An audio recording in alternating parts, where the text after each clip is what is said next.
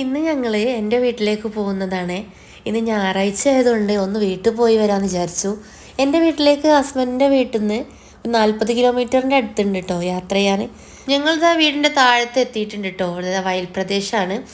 അപ്പോൾ എന്തുകൊണ്ടാണ് നടന്നു വരുന്നതെന്നുള്ളതൊക്കെ ഞാൻ ലോങ് വീഡിയോയിൽ പറയാം. ലോങ് വീഡിയോ ഇടുന്നുണ്ട്.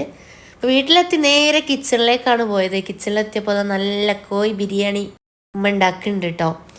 നമ്മളെ വീട്ടിലെത്തിക്കഴിഞ്ഞാൽ ഒന്ന് മുറ്റത്തേക്ക് ഇറങ്ങി ചുറ്റിലൊന്ന് നടന്ന് എന്തൊക്കെയാണ് മിസ്സായത്, എന്തൊക്കെയാണ് പുതിയത് വന്നത് എന്നൊക്കെ തെരയുന്ന പണിയാണല്ലോ അല്ലേ നമുക്ക്. അങ്ങനെയാണ് മിക്കവരും എന്നാണ് ഞാൻ വിചാരിക്കുന്നത്. അങ്ങനെ ഞാനിതാ ഉമ്മൻ്റെ നല്ല പൂക്കൾ വിരിഞ്ഞെടുക്കുന്ന ഗാർഡൻ കണ്ടൊന്ന് ഇറങ്ങി നോക്കിയതാണ്. നല്ല ഭംഗിയുണ്ട് പല കളറിൽ. ഉമ്മൻ്റെ കുഞ്ഞു ഗാർഡൻ.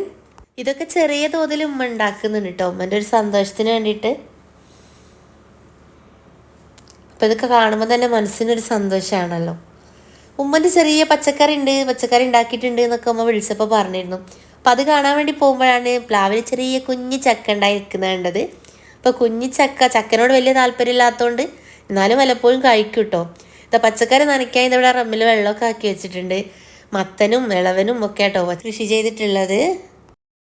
നമ്മളെ വീട്ടിലെത്തിക്കഴിഞ്ഞാൽ നമുക്ക് വീട്ടിൽ എന്തൊക്കെ ഉണ്ട് എന്നൊക്കെ തപ്പിത്തെറിയുന്ന പണിയാണല്ലോ.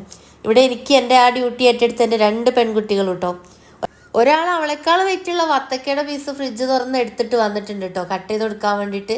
മറ്റേ ആൾ ഇതൊരു ടിന്നെടുത്ത് വന്നിട്ട് അതിൽ ചോക്ലേറ്റ് ഒക്കെ കണ്ട് എടുത്ത് കഴിക്കുന്നുണ്ട്. ഇനി ഇതാ ഉമ്മൻ്റെ ബിരിയാണി ആയിട്ടുണ്ട്. ഉമ്മ ഇതാ മക്കൾക്ക് വാരി കൊടുക്കുകയാണ് കേട്ടോ. അത് കഴിഞ്ഞ് ഇതാ ഉമ്മ വൈകുന്നേരത്തേക്ക് സ്നാക്സ് ആക്കി പഴംപൊരിയൊക്കെ ഉണ്ട്.